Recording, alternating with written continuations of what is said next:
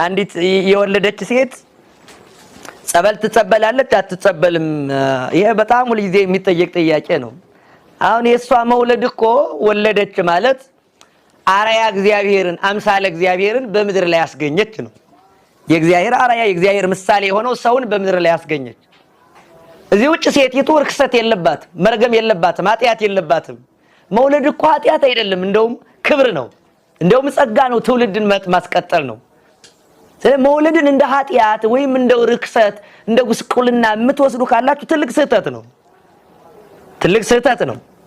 ለዚህ እሷን መንካት የወለደችውን መንካት ከቤት መግባት ይሄ ነውርም ነቀፋም አይደለም። ከቤተ ክርስቲያንም ከቅዳሴም ከቁርባንም የሚከለክል አይደለም። እሷም ብትሆን ጸበል ብትጠጣ ጸበል ብትረጭ እሷም ጸበሉን አታረክሰው። ጸበሉም ቢሆን ደግሞ እሷን አዲስ ክብር ያመጣላትም። ስለዚህ ጸበሉን አታረክሰውም። ጸበል መጸበል ትችላለች፣ አትጸበል የሚል የሚከለክል የለም።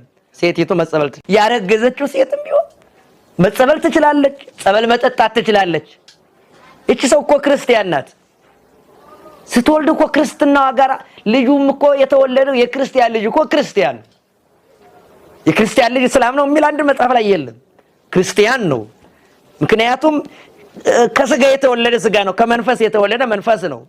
የልጁ ስጋና ነፍስ ክርስቲያን ከሆኑት እናትና አባቱ የተከፈለ ነው። ለልጅነት ልጅነትን ለመቀበል በ40 ቀን በ80 ቀን ይጠመቃል። ግን እሱ እንዲህ ነው ማለት ትክክል አይደለም። እንዲህ አይነት አስተምሮም የለንም። የክርስቲያን ልጅ ክርስቲያን ነው። ስለዚህ እሷም ጸንሳም ሳለ አርግዛም ሳለ ጸሪቀ መበለት ብትበላ